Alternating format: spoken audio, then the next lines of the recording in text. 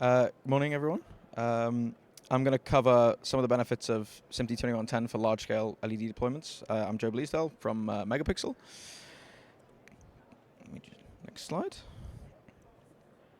There we go. So the future of video workflows is very much a network-based LED processing system over a traditional legacy-based video baseband system.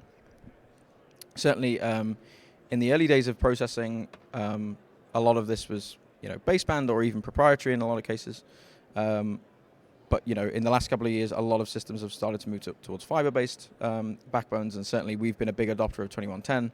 And this is pretty important, and I'll kind of run through some of the reasons why for broadcast and virtual production, as well as some of the other projects that we do, because I think the landscape is becoming very blurred, where one market ends and another begins. It's not always as clear as it is now, as perhaps it has been in the past. And to understand the future, we really do have to kind of go back and look at how some of this stuff has evolved over the previous years.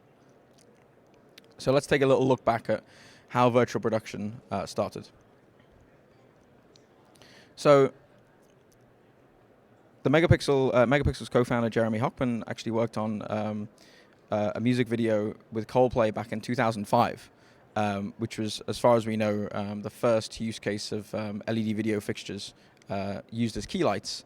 And 2005, not 2015, this is nearly 20 years ago, even though virtual production is thought of as quite a new thing that's been happening over the last few years. After 2005, Jeremy worked on this project called Zodiac, and it's a very similar use case of dynamic lighting effects driven by video. And this wasn't actually captured in camera like you would think of virtual production today. A lot of this was just lighting on the set pieces, and in this particular case, the guys sitting in the car. And this was done by the same DOP actually that did the Coldplay music video. So this was audio timecode driving video plates to do lighting reflections, etc. on people's faces and set pieces. Then from there, things started to get a little bit bigger. So for the curious case of Benjamin Button in 2008, they actually built a very large set. And the guys thought, okay, we can do things like trains and buses now that we've done cars reasonably well.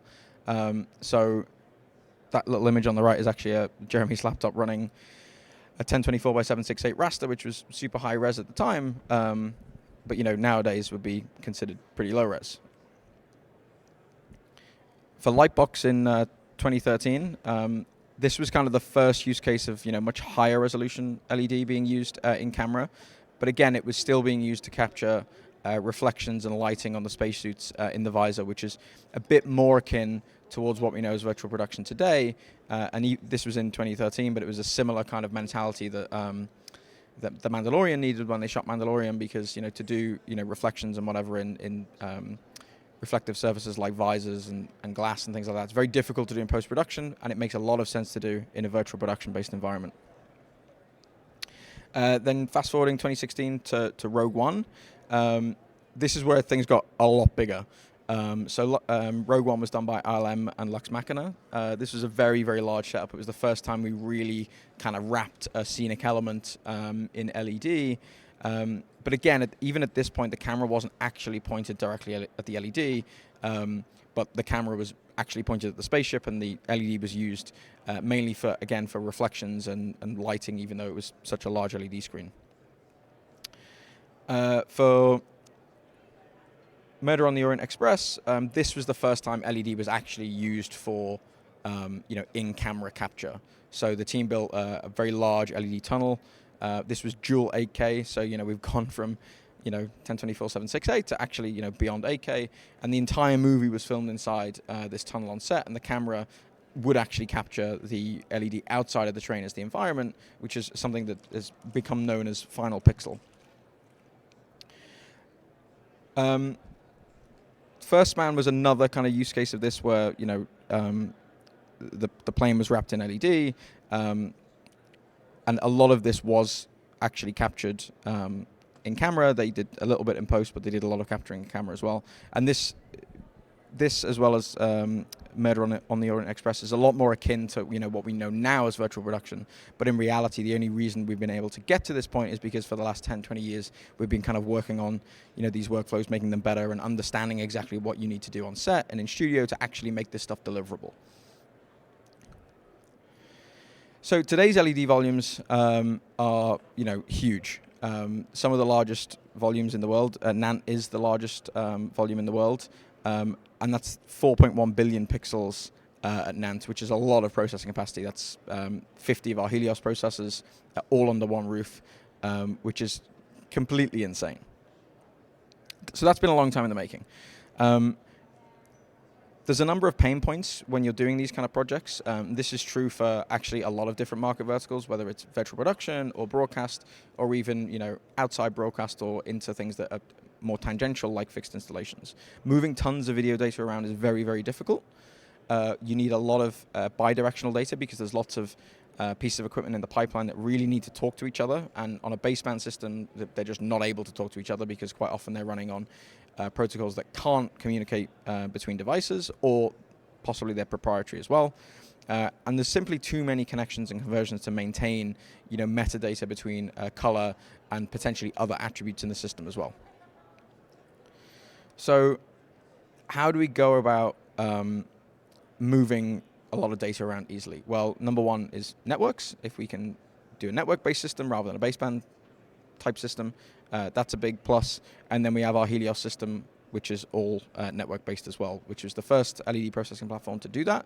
And that's provided us a ton of benefits over the course of its life. And it's still very early on in its life too. We actually predicted a 10-year kind of evolution of processing and distribution. So we've been doing this for quite a while, even though a lot of systems have only really just started to move on to 2110. Recently, we kind of saw this coming a long time ago. So this was a very large-scale fixed installation project called MGM Macau. And this was a major project for the engineering team because there was a strong focus on color accuracy, and deploying a content workflow in a scale such as this was very, very difficult.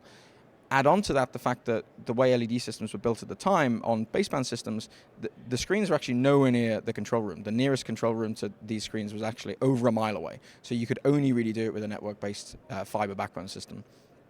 And that really taught us that moving to a proper network system makes sense for the future, and we should leverage Ethernet and IT fiber because there'll be lots more projects like this in the future where that stuff is just all there from day one. So it makes sense to build your system on top of that. At the time, up until very recently, this was actually the largest deployment of pixels under a single roof, and it kept that record for quite a long time. If you haven't been here, it's actually really cool to go. So if you're ever in Hong Kong, go across the bay to Macau. It's super cool.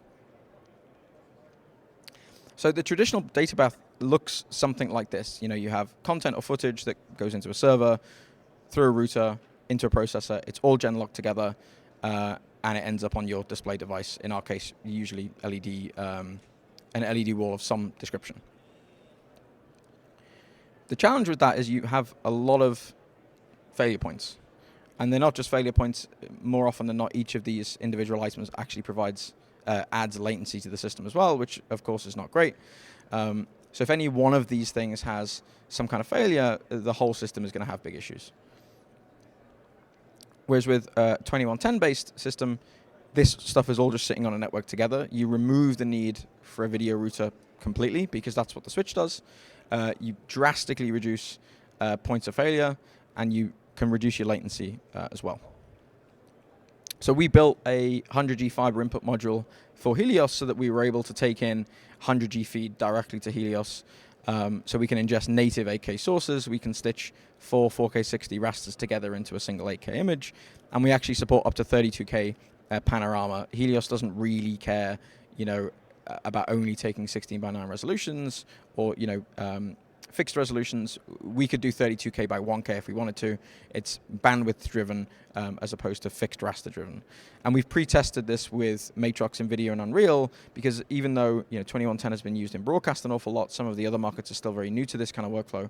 It's very important that when you get the stuff out of the box, it just works on its own without you having to do a lot of tinkering and messing around.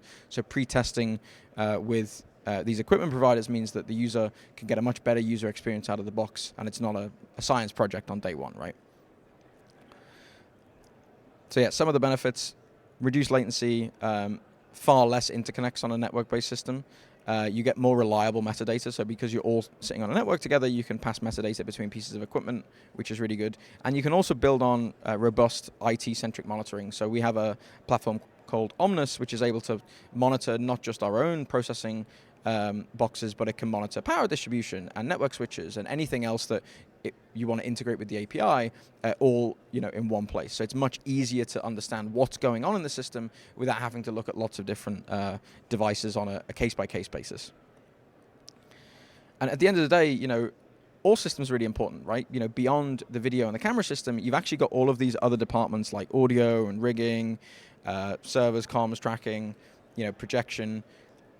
They all need to be on a network as well. And some of these systems, lighting as an example, has already transitioned towards more of a network-based approach. Some of the others are still kind of lagging behind. But if all of this stuff is on a network together, they can all talk to each other, departments can communicate better, you get a very good understanding of what's going on in the system at any given time. And you couldn't do that with a baseband system. This is an example of a project that we deployed recently for Adidas and Prada. These are two robots moving around two very large LED cubes, and going to a network-based system allowed us to minimize a lot of the data cabling. We had a lot of flexibility in how we go about implementing this technology, and it was much, much easier to do these kind of projects because we were network-based as opposed to baseband. The cabling requirements of a baseband system for something like this would simply be too difficult. This is more of a traditional deployment of 2110. This was for Fox Sports. And we brought a lot of what we've done in the past together on a 2110-based LED virtual production volume for Fox. And we were only really able to do that because of our extensibility of APIs, the color accuracy that we're so used to, taking for granted, and centralized control. Because it was network-based, you can kind of build additional systems around this and integrate them very easily, which if you're using something proprietary or something baseband, you wouldn't necessarily be able to do that. So in a nutshell, that's why we love 2110. That's kind of a little bit about what we've been doing. And if there's any questions, I'll take some questions.